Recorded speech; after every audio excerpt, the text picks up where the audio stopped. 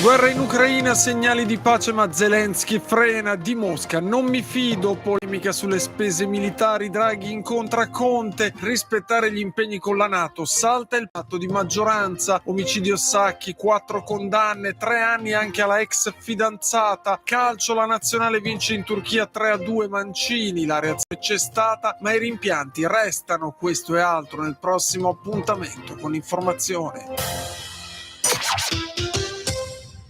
Da Autosalone Bellani ampia scelta di usati e chilometri zero.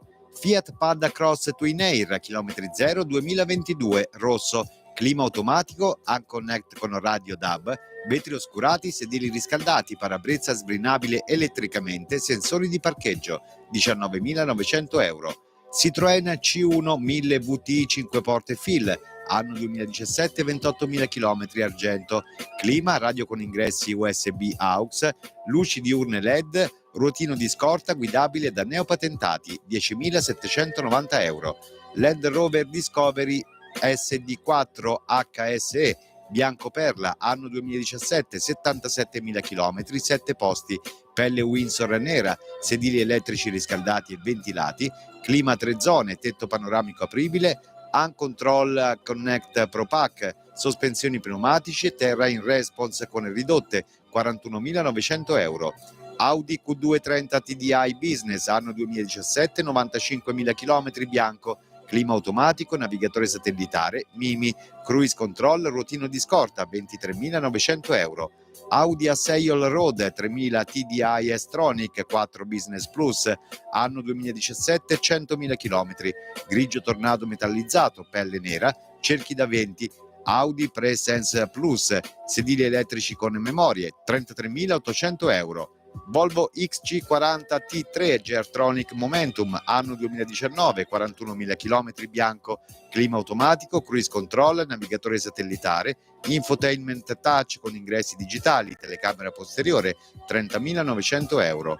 Range Rover Evoque 2000 DI4 163 cavalli AVD Auto S, anno 2021, 10.800 km, colore Santorini Black, cerchi in lega da 20, fari LED Premium, tetto panoramico apribile, Touch Pro Duo, telecamera 360 gradi, sedili riscaldati, Terrain Response, 51.800 euro.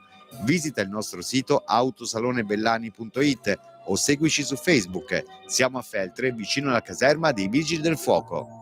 Il centro dell'auto in Val di Fassa è Bernard Claudio Motors e Carrozzeria da Franco, specializzati in mobilità e manutenzione per chi vive in montagna. Bernard Claudio Motors è autorizzato autovetture Fiat, vendita nuovo, usato e fuoristrada multimarche, ma anche quad, frese da neve, mini pale, motoslitte, valutazioni imbattibili e ritiro usato, vasto parco e esposizioni auto, servizio officina e tagliandi. Carrozzeria da Franco è riparazioni auto, servizio veloce e affidabile, anche con autovettura sostitutiva. Visita il centro auto in Val di Fassa da Bernard Claudio Motors e Carrozzeria da Franco, a Pozza di Fassa sulla strada statale. Passa da noi solo se il sound ti emoziona davvero.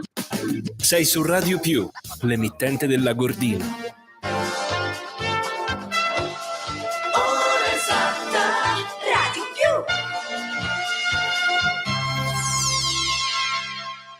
Sono le 8:02.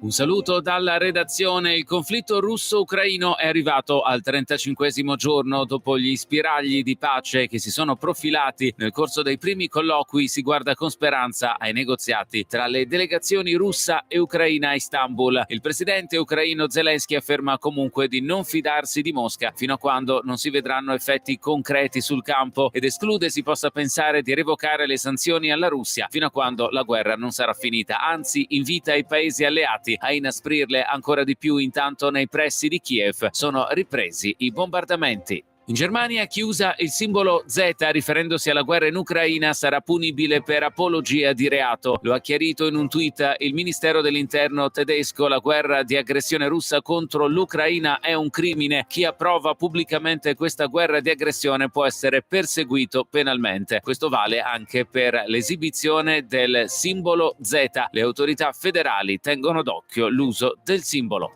Non possiamo fingere che le priorità del PNRR non siano mutate. Di fronte alla cambiata condizione in cui ci troviamo, si deve avere il coraggio di porre presso l'Unione Europea la modifica di una serie di obiettivi che l'Europa si è data seguendo delle sirene ideologiche. Così la presidente di Fratelli d'Italia, Giorgia Meloni. Io penso che una risposta seria da parte delle istituzioni occidentali alle di compensazione rispetto ai problemi che arriveranno dalle sanzioni non sia semplicemente e solo un modo per salvaguardare chiaramente l'economia delle nazioni che si sono schierate, ma sia un modo per salvaguardare anche il sostegno dell'opinione pubblica sulla causa ucraina, che è una causa importante per noi, deve dimostrare anche la comunità internazionale che lo è per le istituzioni. Mario Draghi tira dritto sull'aumento delle spese militari al 2% del PIL nel rispetto degli impegni NATO e ottiene il sostegno di Mattarella dopo un colloquio al Quirinale. Sfumata la possibilità di un accordo tra i partiti di maggioranza, in commissione il governo ha accolto l'ordine del giorno di Fratelli d'Italia sul raggiungimento della soglia prevista dall'Alleanza Atlantica per la difesa, scelta giudicata inaccettabile dai parlamentari del Movimento 5 Stelle. Calcio, dopo la grande delusione di Palermo contro la Macedonia del Nord e l'addio a Qatar 2022, l'Italia riparte con una vittoria in amichevole contro la Turchia, altra delusa delle semifinali dei playoff di qualificazione ai mondiali. In gol per gli azzurri Cristante e 2 volte Raspadori. Sentiamo quest'ultimo ai microfoni della Rai. Sicuramente è stata una delusione grande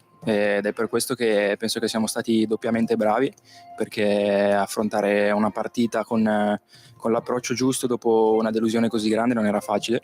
Siamo contenti perché il segnale che volevamo dare era quello di rialzarsi subito. Penso che l'abbiamo fatto, abbiamo avuto qualche difficoltà durante l'inizio, ma alla fine è stata una vittoria importante per noi. Ed è tutto, restate con noi.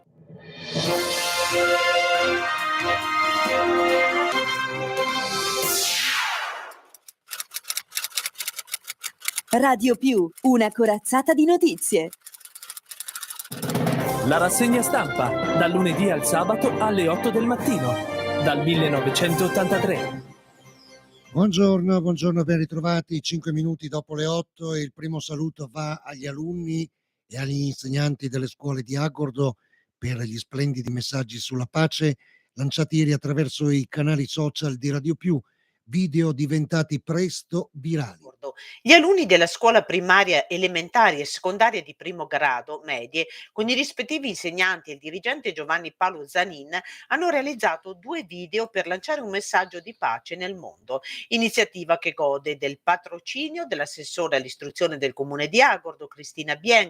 Tra i banchi di scuola ha portato un simbolo importante. In accordo con il dirigente scolastico, dice l'assessore, è stata regalata la bandiera della pace da esporre alla finestra o in classe, un semplice gesto per unirci ai ragazzi e agli insegnanti e per dire in coro no alla guerra. I video sono disponibili sul sito internet radiopiù.net, sui canali social Instagram, Facebook, YouTube. Corriere delle Alpi, il titolo principale è per i procedimenti incrociati. Comuni freddati dai giudici romani. Round a Italgas. Il Consiglio di Stato ha bocciato i ricorsi contro la gara sul gestore del metano e a Belluno l'azienda chiede i danni a Perenzin, Zanolla e Piccoli. Si avvicina alla chiusura sotto il profilo amministrativo la vicenda della gara del gas. Il Consiglio di Stato, con sentenza pubblicata ieri, ha respinto in via definitiva il ricorso dei 42 comuni bellunesi che si erano opposti alla procedura di gara, quindi alla assegnazione a Italgas. Proprio ieri a Belluno l'azienda si è costituita parte civile nel processo per turbativa d'asta contro Perenzin, Zanolla, Piccoli. Gazzettino, ancora sconfitti i comuni ribelli, l'appalto a Italgas. Il Consiglio di Stato respinge il ricorso, contro Belluno resta l'inchiesta penale. Il Consiglio di Stato ha sciolto la riserva, ha pubblicato la sentenza con cui respinge il ricorso dei comuni dell'ambito territoriale contro il municipio di Belluno. Aveva provveduto ad assegnare la gara del gas al colosso Italgas. Se sul fronte amministrativo è stata scritta l'ultima parola, rimane quindi aperto quello penale. Ieri l'udienza preliminare per Perenzin, Piccoli e Zanolla, accusati di turbativa d'asta. C'è stato l'ennesimo rinvio. Corriere del Veneto, l'apertura è per gli incendi di Longarone, Domati e l'acqua che torna potabile. Dopo una settimana di sforzi, buone notizie dal fronte degli incendi che hanno bruciato i boschi sopra Soffranco e Fortogna e a Longarone. Ieri l'ennesima giornata scandita dai voli e dai lanci d'acqua dai Canadair, elicottero dell'antincendio boschivo della regione, col prezioso aiuto delle squadre di terra. Ha sortito gli effetti sperati. I 2 roghi sono sotto controllo, come confermava ieri sera un post dell'assessore regionale alla protezione civile Giampaolo Bottaccini. L'incendio di Fortogna nelle ultime ore è sempre stato presidiato, non ha mai presentato fenomeni di fumata, si leggeva anche nella giornata di domani. Oggi sarà controllato. Tra Igne, mezzo canale, la situazione è tranquilla, l'incendio sembra spento col monitoraggio da terra e da cielo che proseguirà anche oggi. Prevista la pioggia, resta chiusa a lungo la provinciale 251 verso la Val di Zoldo per i lavori di ripristino, riprende la circolazione sui treni linea Belluno-Calalzo. Rientrato l'allarme potabilità dell'acqua, acquedotto Rio Frari, serve Ponte nelle Alpi, Longarone, Zoldo, Fiammoi di Belluno. Dalle analisi sensibili, miglioramento dei parametri, le tracce di inquinanti da combustione risultano pressoché rilevanti. Si legge in una nota congiunta di ULSS e ARPAF, e di fumo non sembra rientrato, così vengono meno le limitazioni all'uso di consumo. Nei prossimi giorni ancora analisi. Intanto un furioso incendio ha distrutto ieri un pienile e parte di una casa rurale a Sospirolo, via Campaz. L'intervento dei vigili del fuoco, Feltre, Agordo, Belluno, ha impedito guai peggiori all'abitazione, comunque gravemente danneggiata e inagibile. Non si registra alcun ferito. Sull'incendio il Gazzettino, la procura, l'identikit dei piromani. Da Ponte nelle Alpi a Zoldo, passando per Longarone, si torna a respirare e anche a bere l'acqua. Gli incendi domati, ma l'attenzione della regione rimane alta. Nei prossimi giorni, infatti, continueranno i controlli delle zone interessate dalle fiamme in cerca di possibili fenomeni di ripresa dei roghi. Intanto le indagini dei carabinieri forestali proseguono, esclusa la pista delle esercitazioni militari. Gli investigatori si concentrano sull'identikit di possibili piromani. Si stanno valutando biografie, profili, precedenti di alcune persone che sono residenti in provincia di Belluno e potrebbero essere coinvolte in questo incendio. Dalla Val di Zoldo, Dolomiti Bus, risparmieremo 10 minuti. La provinciale rimane chiusa ancora a lungo, probabilmente più di una settimana. Dolomiti Bus ha effettuato un sopralluogo, c'è il via libera a percorrere la Val Fiorentina con i mezzi pubblici. Un risparmio di 10 minuti per gli studenti che partivano alle 5:35. L'ULSS dà il via libera all'acqua torna potabile, stop al divieto di bere acqua a Ponte nelle Alpi e nei comuni limitrofi. Gli ultimi campionamenti effettuati dall'ULSS hanno rivelato un miglioramento, ma anche all'olfatto l'odore di fumo venuto meno, segnale rilevante. Veniamo al Corriere delle Alpi.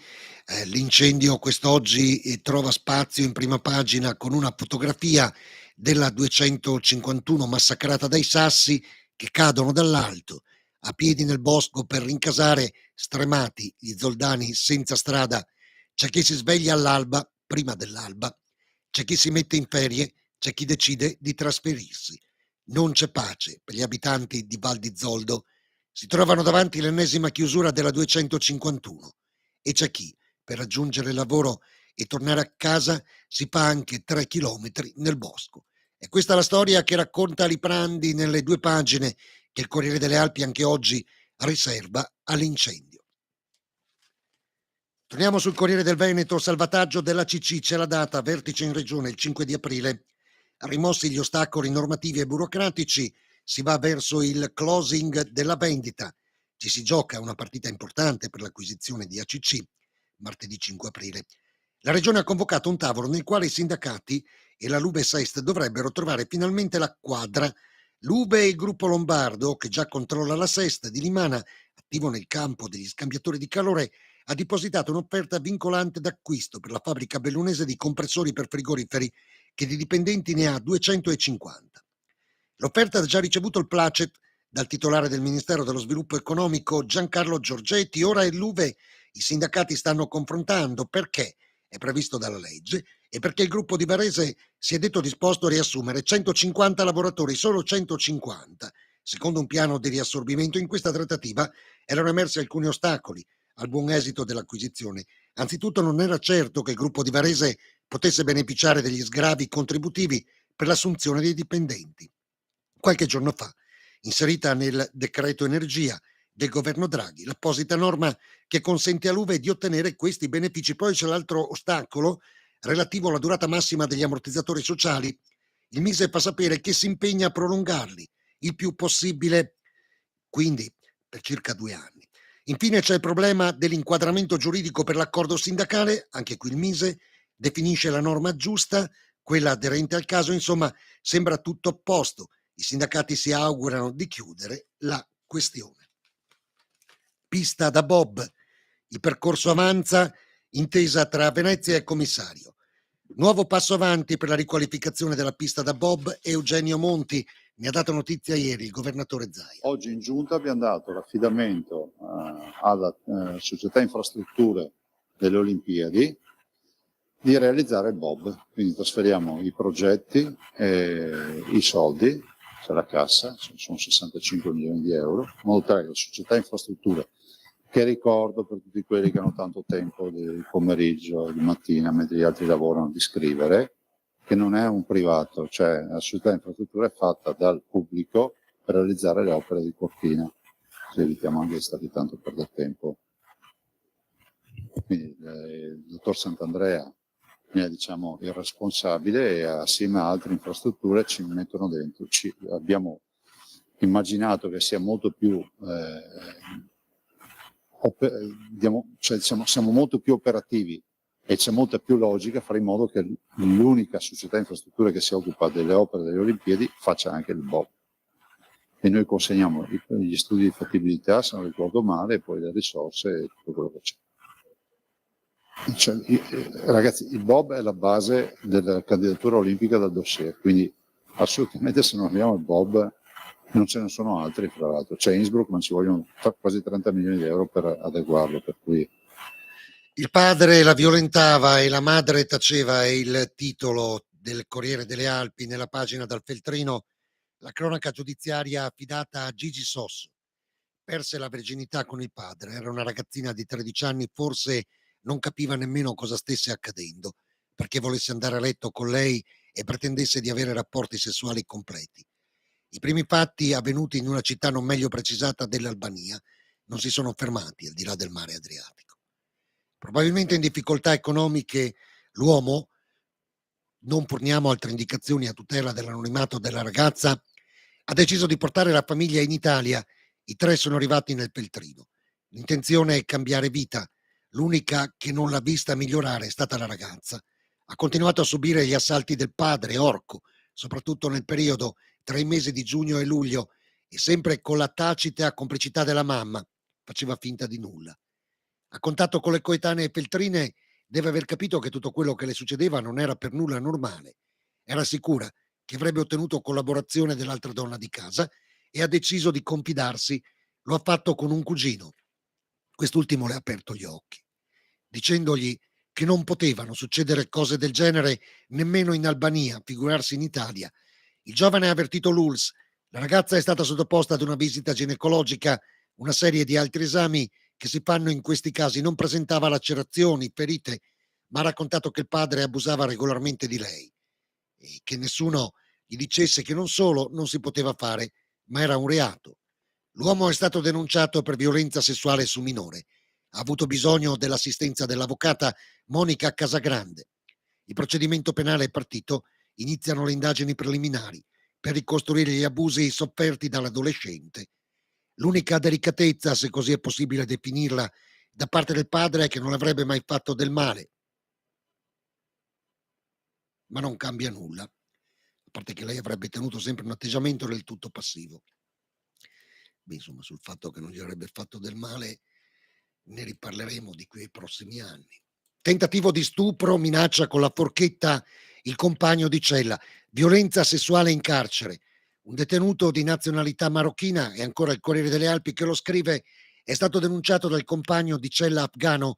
Quest'ultimo sarebbe stato minacciato con una forchetta perché non ne voleva sapere di avere un rapporto. Tutte le volte che doveva andare in bagno per sbrigare le normali esigenze fisiologiche, l'altro gli si avvicinava e cominciava a strusciarsi in maniera inequivocabile, provocando una reazione di dissenso. Il magrebino non si è arreso, ha pensato di dover essere ancora più diretto, ha preso la posata che di solito si usa per mangiare e gliel'avrebbe piantata sulla giugulare. Risultato che si può immaginare. E poi ha tentato di sfilargli i pantaloni, finendo per romperli. Tutto fa pensare che in quella cella del carcere di Baldenic non ci fosse nessun altro. Non risulta che ci siano infatti dei testimoni. La polizia penitenziaria, accorsa su richiesta della parte offesa, ha steso il rapporto, si è trasformato prima in una querela e poi in una costituzione di parte civile, richiesta di risarcimento danni. Ancora da quantificare, il giudice rinvia al 24 maggio per consentire di capire di più, organizzare la strategia difensiva. Sarà un processo molto delicato, tenuto conto anche del fatto che la violenza sessuale contestata è aggravata tanto dall'abuso di coabitazione che dall'uso di un'arma. Gazzettino, erborista smascherata da un medico, a Feltre vende presunti vaccini che possono essere dannosi e si fa chiamare dottoressa. È stato grazie a un vero medico che il caso del presunto abuso di professione di farmacista e medico dell'erboristeria La Bottega delle Erbacce di Feltre è venuto a galla. Alla sbarra, la titolare. Altro titolo con riferimento ai bar chiusi in Cadore, i sindaci non trovano gestori, bar molto noti, non più in servizio da tempo, cercano interessati alla gestione.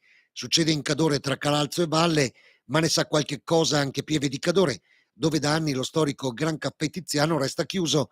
Vani i numerosi tentativi fatti per trovare chi lo potesse riaprire. Non va meglio a Calalzo, dove per la quarta volta il comune cerca di affidare il bar alpino all'imbocco della Valdoten. Il bando però è ancora aperto. Dal sito internet radiopiù.net, tasse in aumento. Borgo Valbelluna. Avevano detto che non avrebbero aumentato le tasse, invece sarà che Pasqua e quindi non può mancare la sorpresa. Pertanto le aliquote IRPEF a carico del residente avranno un balzo verso l'alto con decorrenza dal 1 gennaio scorso. Lo decide il Consiglio Comunale, contraria la minoranza. Si parla di un aumento soprattutto nella fascia più interessante, lo scaglione più penalizzato è quello che va da 28.000 a 50.000 euro di reddito, cioè dove rientra la maggior parte dei contribuenti. In tal modo, dice dalla minoranza Dario Dalmagro, il comune incassa per il 2022 circa 1.100.000 euro. Decisamente impopolare la decisione di San Gregorio nelle Alpi. I cittadini di Borgo Valbelluna e Seren del Grappa, uniti dallo stesso destino, impopolare, dicevamo, per la giunta attuale, siamo ad un passo dalle elezioni. Gli aumenti tari e IRPEF votati, contrari alla minoranza, nel Consiglio Comunale, uno degli ultimi del mandato in scadenza del sindaco Mirko Badole, che è anche un parlamentare impegnato a Roma. Si va dunque verso le elezioni con questa scelta politica, aumentare l'aliquota IRPEF fino a 15.000 euro, da 0,66 a 0,73 euro. La Tari in 5 anni è aumentata da 121.800 euro a 191.382, cioè c'è un aumento del 36% e in questo comune la raccolta degli ingombranti non è mai stata ripristinata. San Gregorio, titola il Gazzettino, aumenta IRPEF e Tari, Borgo Valbelluna soltanto una tassa, con la foto del sindaco Mirko Badole.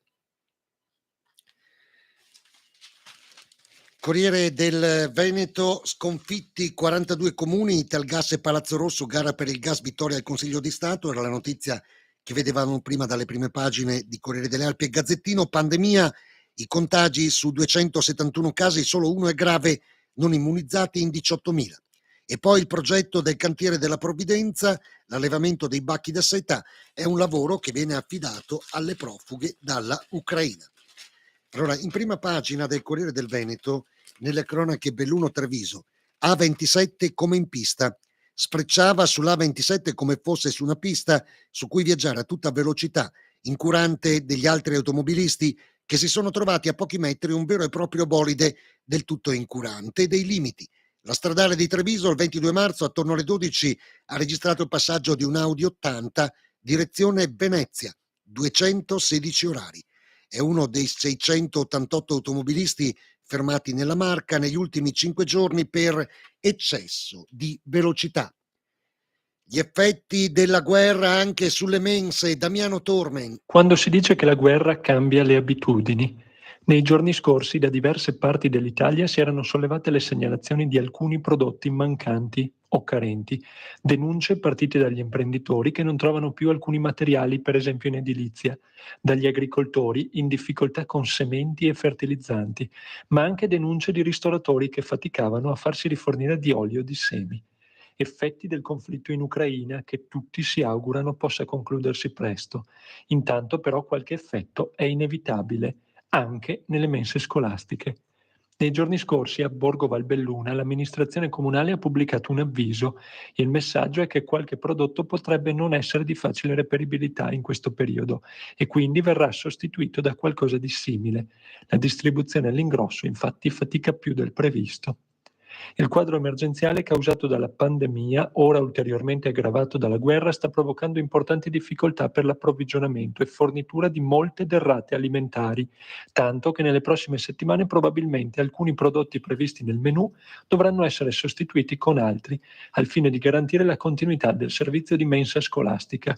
Così si legge nel messaggio di Borgo Valbelluna. Nessun allarme o allarmismo però, perché le mense continueranno a sfornare pasti per i bambini e i ragazzi delle scuole. L'impegno sarà massimo affinché le sostituzioni che si rendessero necessarie siano effettuate con prodotti dalle caratteristiche il più possibile analoghe, continua il messaggio. È l'effetto della guerra, anche a tavola. Da Belluno, Damiano Tormen, Radio Più. Dal sito internet radiopiù.net, il CSI in lutto per la morte di Roberto Rasera Berna. Nostro servizio. Belluno. È mancato lunedì Roberto Rasera Berna, già collaboratore responsabile del gruppo arbitri CSI. In questo momento di dolore ai suoi familiari giungano l'abbraccio e la preghiera di tutto il CSI bellunese. Il rito funebre sarà celebrato venerdì 1 aprile nella chiesa parrocchiale di Mussoi alle 15. Ed è ancora il sito internet radiopiù.net che da ieri batte la notizia dei premi ai collaboratori dell'ASCA. Agordo. ASCA ha confermato anche per il 2021 il premio welfare. L'accordo stipulato con le organizzazioni sindacali sancisce per i nuovi assunti, con priorità per le figure sanitarie provenienti dall'estero, di poter usufruire degli alloggi gratuiti messi a disposizione per ASCA dalla Fondazione Scuola Materna Monsignor Luigi Cappello di Agordo. Il premio di risultato è spendibile da aprile e coinvolge tutti i collaboratori di ASCA, che potranno disporre fino a 1.800 euro in relazione al raggiungimento di specifici obiettivi e delle performance di ciascuno. I conti della sanità, energia e rifiuti, l'ULSS si prepara a 2 milioni e mezzo di spese extra. Dopo il caro bollette arrivano anche 30.000 euro in più da pagare al comune di Belluno per la raccolta dei rifiuti. Lo scrive Dallanese. Crisi e pandemia, Pollicino in aiuto dei bimbi rumeni. Casa Pollicino apre le sue porte ai profughi ucraini e stringe i rapporti con il governo rumeno per aiutare bambini in difficoltà. Durante l'assemblea, che ha confermato Morena Pavei alla presidenza, è stato fatto il punto su quanto realizzato in tempi di pandemia e guerra.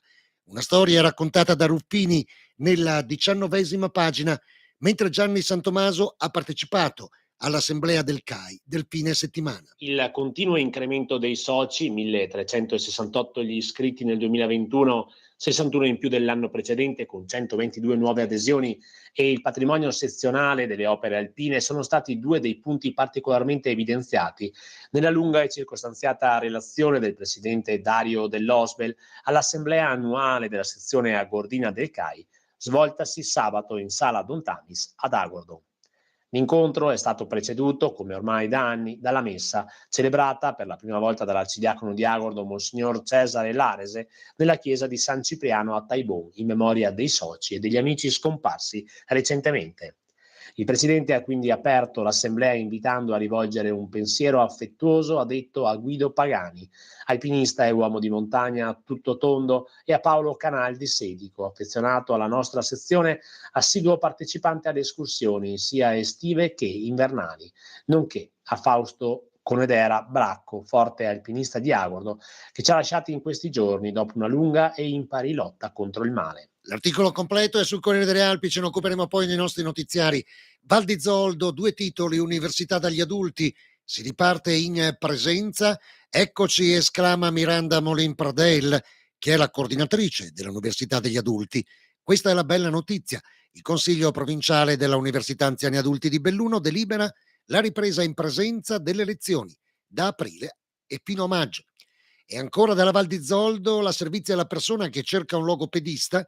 Alla ricerca di una figura professionale di logopedista, l'avviso di selezione l'ha pubblicato la Servizio alla persona Longarone Zoldo per la formulazione di una graduatoria per la figura professionale di logopedista, punto, in regime di libera professione nelle strutture gestite dall'azienda.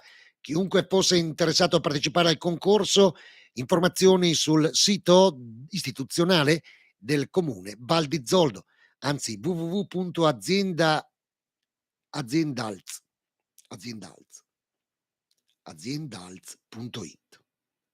Aziendalz.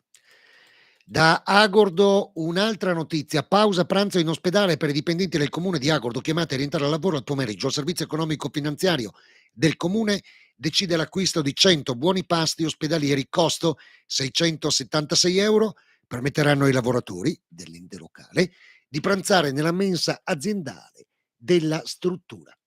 E a Feltre si pensa agli orti.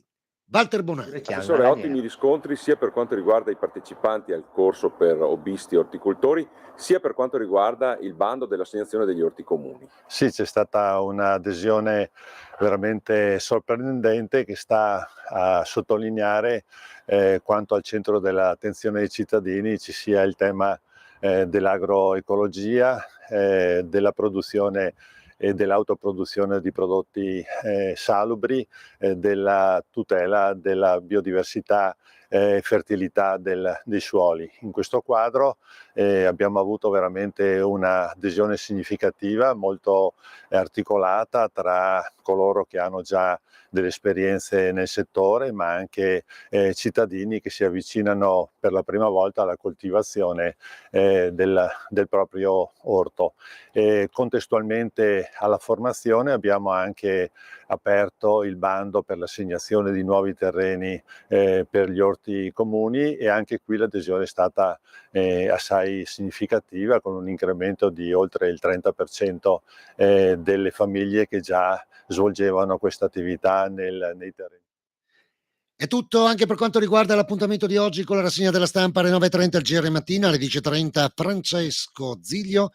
Parliamo ancora una volta di tematiche importanti, le soluzioni di emergenza in caso di calamità naturali. Sono 2 servizi, sembrano calati a pennello negli ultimi 15 giorni con riferimento a quanto successo con gli incendi nel Longaronese.